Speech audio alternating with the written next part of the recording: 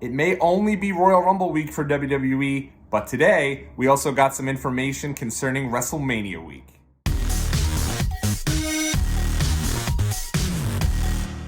Hey guys, in this video we're going to break down all of the really exciting news that just broke here about WrestleMania 38 weekend, as we've gotten some details about some of the exciting events coming to the week of WrestleMania 38, and we've gotten some clarity as to what things may look like as that week does approach. But before we get to any of that, if it's the first time visiting the channel, welcome aboard. If you're a bit of a veteran, you've been throwing your dubs up for a while, welcome back. Make sure you leave a big thumbs up and subscribe to Watch Along Wrestling, as I was sitting here jet set on preparing some videos for Royal Rumble week. It's my favorite pay-per-view of the year, and all of a sudden WWE just comes pretty much out of nowhere with some big news concerning WrestleMania week.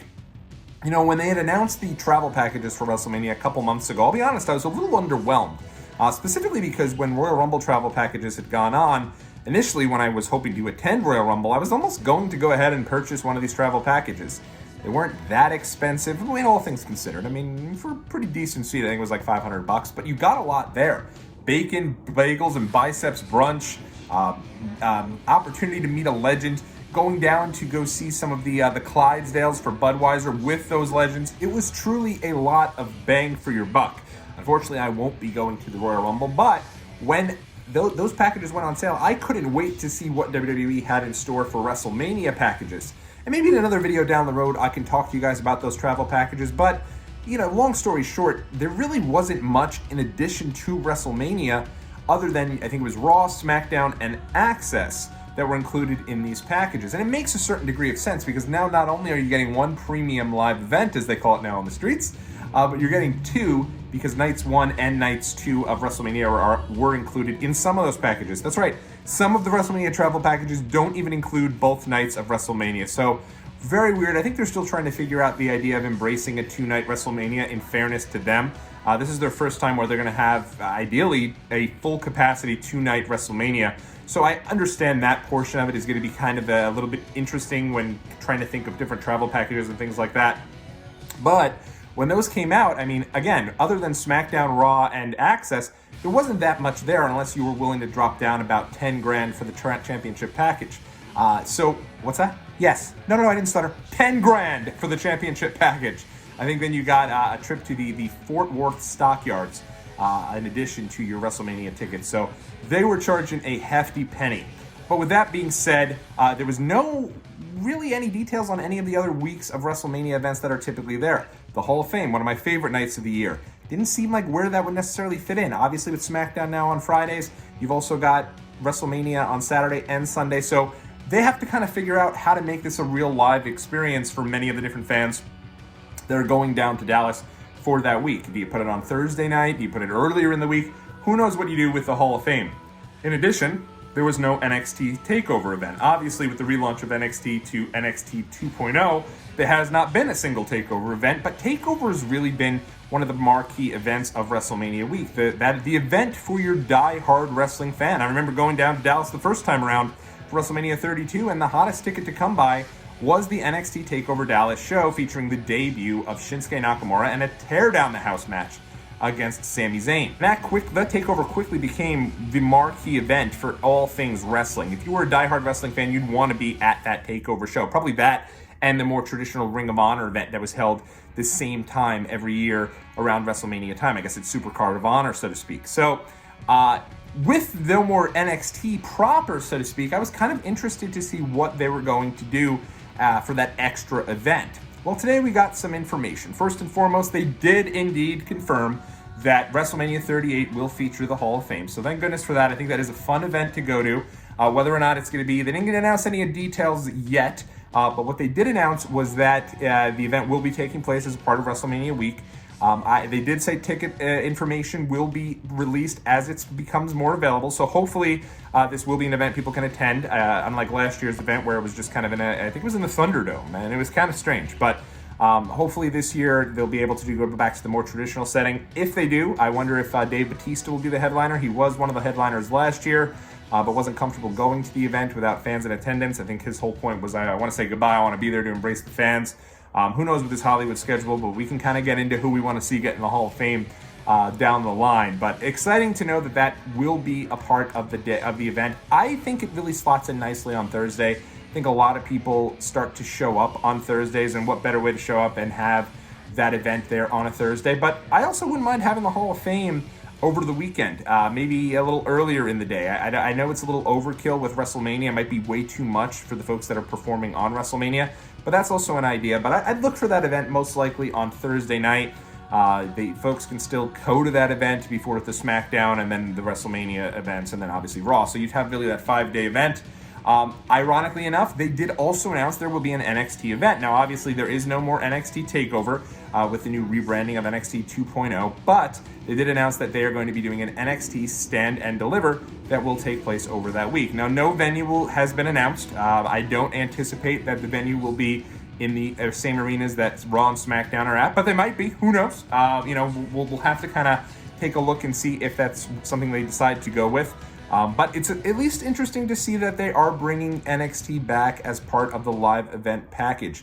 They'd even started to do away with this a bit for some of the other bigger shows through the years once it became kind of clear that they were doing the big four shows. They have not always had NXT attached to that. That was something that's kind of gone away in the past years, even with some of the old NXT shows. I think the last takeover that they did may have been back in 2019. Now, granted, with the pandemic, that could also be a factor as to why they weren't doing it. But I'm excited to see there is going to be an event tied to NXT. Now, what's interesting to see is how this will be received. Obviously, you're not going to get your card filled with 5 dream matches like you typically would for a takeover event, because I just don't think that the NXT 2.0 roster is that deep right now. But with that being said, there is also a lot there on the roster. They do have a talented roster. They've also been incorporating some of the main roster talents, such as Riddle.